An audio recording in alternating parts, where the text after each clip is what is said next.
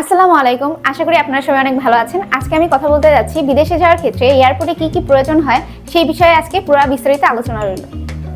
বিদেশে যাওয়ার ক্ষেত্রে সাথে আপনি দুই ধরনের ব্যাগ ক্যারি করতে পারবেন। প্রথমটি হচ্ছে কেবিন লাগেজ অর্থাৎ ছোট ব্যাগ এবং দ্বিতীয়টি হচ্ছে চেকিং লাগেজ অর্থাৎ বড় ব্যাগ। আপনার কাছে যে কেবিন লাগেজটি রয়েছে অর্থাৎ ছোট ব্যাগটি রয়েছে সেখানে আপনি 7 কেজির মতন মালামাল বহন করতে পারবেন এবং আপনার চেকিং লাগেজে 20 থেকে 25 কেজির মতন মালামাল বহন করতে পারবেন।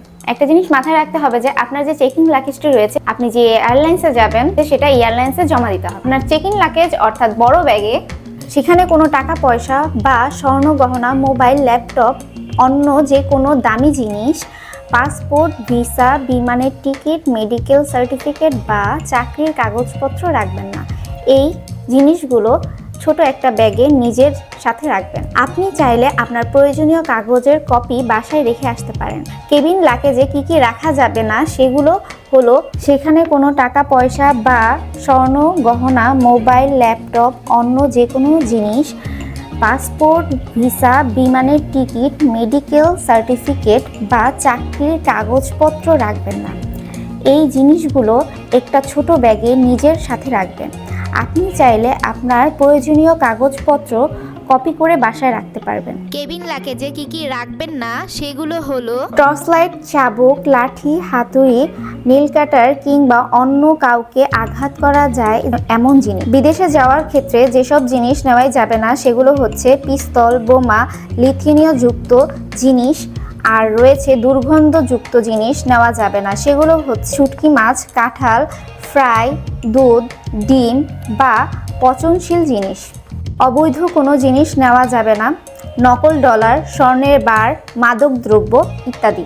এয়ারপোর্টে যাওয়ার সময় অবশ্যই আপনার প্রয়োজনীয় কাগজপত্র সাথে রাখবেন। সেগুলো হচ্ছে পাসপোর্ট, ভিসা, মেডিকেল রিপোর্ট এবং আপনার সার্টিফিকেট এবং ক্রেডিট চুক্তিপত্র, কাগজ, অনুমতিপত্র, স্মার্ট কার্ডের কপি, বিমান টিকিট আর যে জিনিসগুলো রয়েছে সেগুলো হচ্ছে কোম্পানির ঠিকানা, কোম্পানির দায়িত্বরত কর্মকর্তার ফোন নাম্বার, দেশে বাংলাদেশের দূতাবাসের ঠিকানা ও ফোন নাম্বার, কিছু ডলার বা গন্তব্য দেশের মুদ্রা। আপনি মনে রাখবেন বিমান ছাড়ার 3 থেকে 4 ঘন্টা আগে আপনার এয়ারপোর্টে থাকতে হবে। এয়ারপোর্টে যাওয়ার সাথে সাথে আপনি আপনার ব্যাগগুলো বা লাগেজগুলো ট্রলিতে নিয়ে নেবেন। এরপর প্রবেশ গেট খুলে দিলে আপনার লাইনে দাঁড়াতে হবে। গেটে দেখবেন অনেক সিকিউরিটি গার্ড রয়েছে, তাদেরকে দেখে হতাশ হবেন না বা ভয় পাবেন না। একজন অফিসার আপনার পাসপোর্ট এবং বিমানের টিকিট চেক করবে। চেকিং শেষ হওয়ার পরে আপনাকে ভিতরে ঢুকতে দিবে। এরপর আপনার সমস্ত ব্যাগগুলো স্ক্যানার মেশিনে দিতে হবে।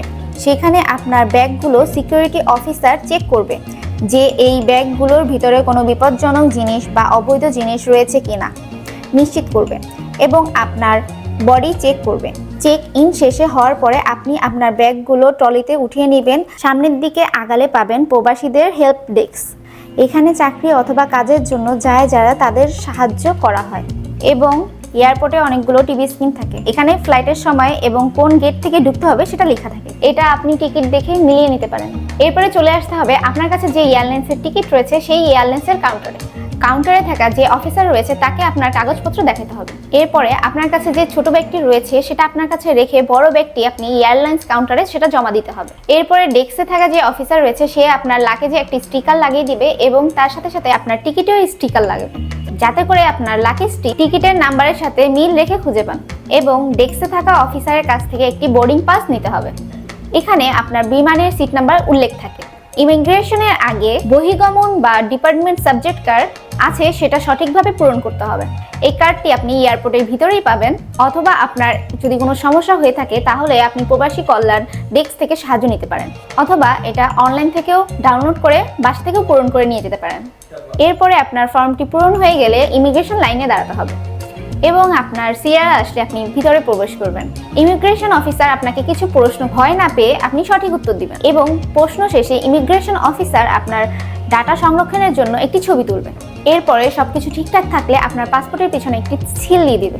ইমিগ্রেশন শেষ করে আপনি যে বিমান যাত্রা করবেন সেটা আপনি টিভি স্ক্রিনে দেখে নেবেন এবং আপনার বিমানের যে অন্য যাত্রীরা বসে আছে সেখানে যেও আপনি বসতে পারেন। এরপরে আপনার যদি কিছু কেনাকাটা থাকে তাহলে আপনার আশেপাশে অনেক ডিউটি ফ্রি শপ আছে, সেখান থেকে আপনি কেনাকাটা করতে পারেন। এরপরে আপনি বিমানে ওঠার জন্য আপনি সামনের দিকে আগাবেন, সেখানে আপনার ফাইলগুলো আবার চেক করা হবে। এরপরে যে আপনার কাছে যে কেবিন ব্যাগটি রয়েছে সেটা আবার চেক করবে এবং কি আপনাকেও আবার চেক করা হবে। এরপরে চেকিং শেষে আপনাকে বিমানে উঠতে দেওয়া হবে। বিমানে উঠে আপনি যদি আপনার সিট খুঁজে না পান তাহলে আপনি কেবিন ক্রুর সাহায্য নিতে পারেন। কেবিন ক্রু যে নির্দেশনা দিবে সেগুলো আপনার মেনে চলতে হবে। এরপরে আপনি সিটে বসে আপনার সিট বেল্ট বেঁধে নেবেন। এরপর আপনি পৌঁছে যাবেন আপনার নির্দিষ্ট গন্তব্য স্থানে। তো বন্ধুরা, আজকের ভিডিওটি এই পর্যন্তই। দেখা হচ্ছে পরবর্তী কোনো নতুন ভিডিওতে। সেই পর্যন্ত সবাই ভালো থাকবেন। আল্লাহ হাফেজ।